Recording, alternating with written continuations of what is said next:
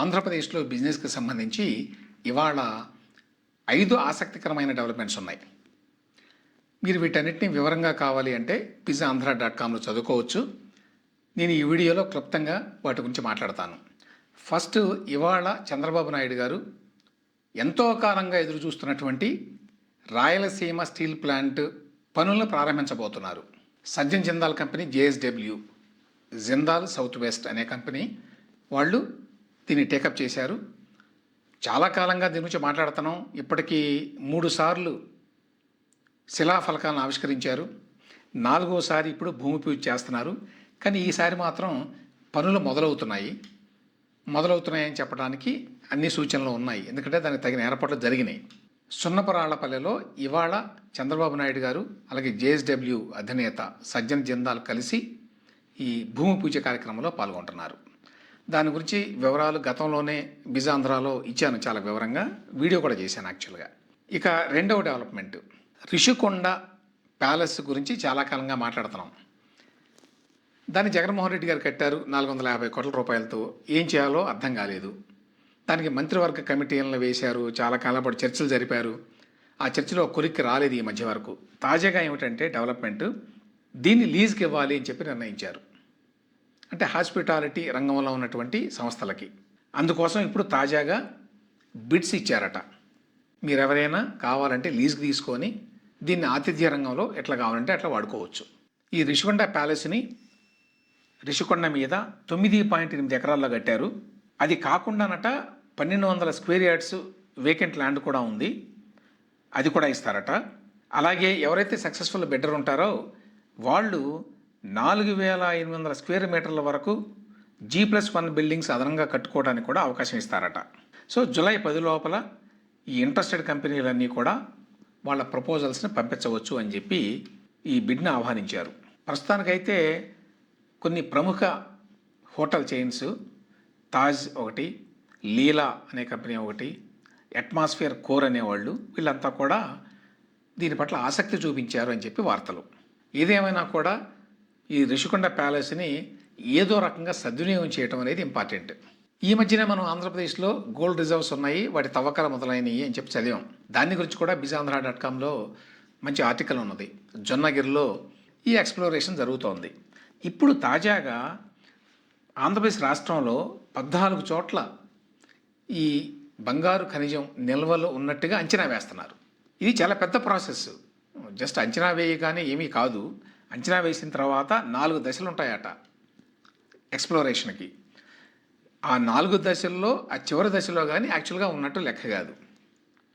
So ఆ రకంగా ప్రస్తుతం ఎక్కడెక్కడ ఈ ఎక్స్ప్లోరేషన్ చేస్తున్నారు అంటే, శ్రీ సత్యసాయి జిల్లాలో నంబుల పూలకుంట మండలంలో జౌకల్ గ్రామంలో 6000 హెక్టార్లలో ఈ ఎక్స్ప్లోరేషన్ మొదలుపెట్టబోతున్నారు అనేది ఒక వార్త. తర్వాత రామగిరి మైనింగ్ బెల్ట్ గతంలో కూడా ఉందట, ఇప్పుడు దాన్ని రివైవ్ చేయబోతున్నారు. భారత్ గోల్డ్ మైన్స్ అనేటువంటి కంపెనీ ఈ ఎక్స్ప్లోరేషన్ చేయబోతోంది. 2000 హెక్టార్లలో ఇక్కడ చేస్తారట ఈ తవ్వకాలు.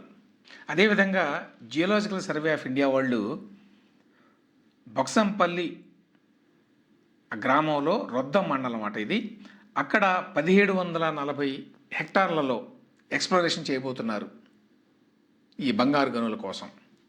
ఆ తర్వాత చిగురుకుంట, ఇది చిత్తూరు జిల్లాలో ఉన్నదట, ఇక్కడ 273 హెక్టార్లలో ఎక్స్ప్లోరేషన్ చేయబోతున్నారు.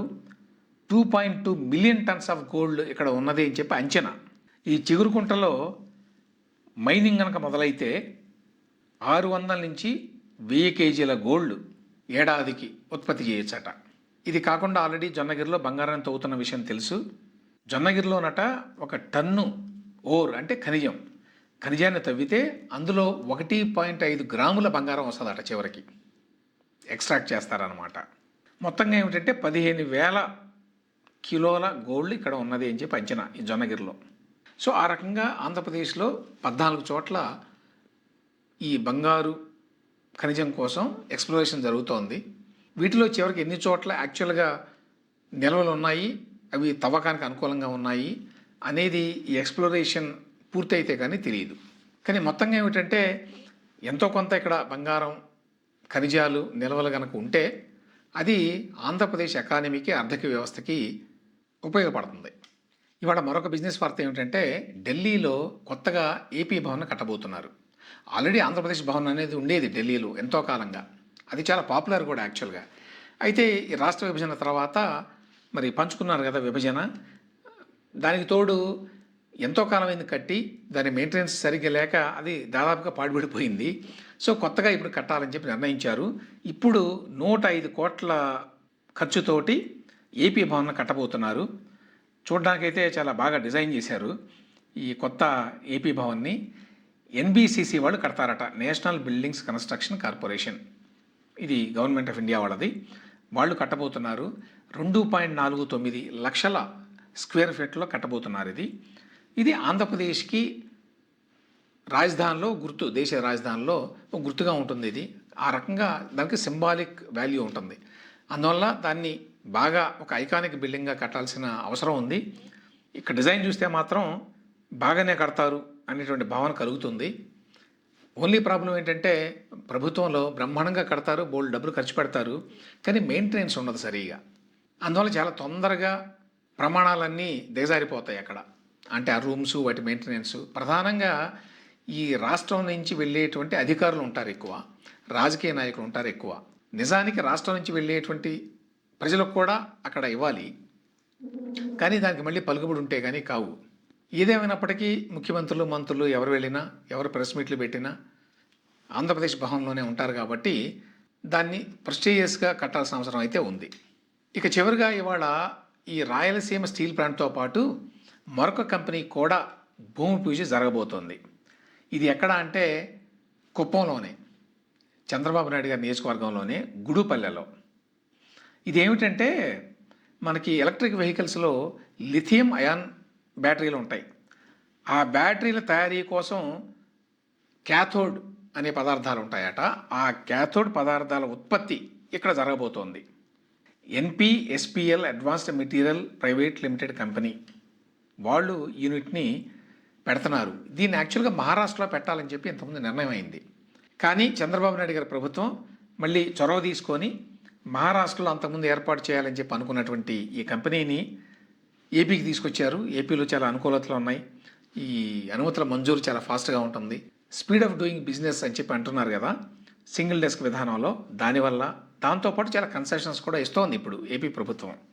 వీటన్నిటిని చూసి వాళ్ళు మహారాష్ట్రలో పెట్టాల్సిన కంపెనీని ఏపీకి తీసుకొస్తున్నారు. దానిని చంద్రబాబు నాయుడు గారి నియోజకవర్గం కుప్పంలో పెడుతున్నారు. 130 ఎకరాలను కేటాయించారట. 2081 కోట్ల పెట్టుబడితోటి ఈ పరిశ్రమని పెట్టబోతున్నారు. 600 మందికి ఉద్యోగాల కల్పన కూడా ఉంటుంది ఇక్కడ. దానికి చంద్రబాబు నాయుడు గారు ఇవాళ పొగురుపల్లెలో శంకుస్థాపన చేయబోతున్నారు. ఇవి ఇవాల్టి బిజినెస్ న్యూస్. ఇలాంటి వార్తలు, విశేషాల పట్ల ఆసక్తి ఉంటే మీరు యూట్యూబ్లో బిజ్ ఆంధ్ర అనేటువంటి ప్రత్యేకమైన ఛానల్ ఉంది. ఆ ఛానల్ని ఫాలో అవ్వండి. దాంతోపాటు మరిన్ని లోతైన వివరాలు కావాలి అంటే bizandhra.comలో ఆ వివరాలన్నీ కూడా ఉంటాయి.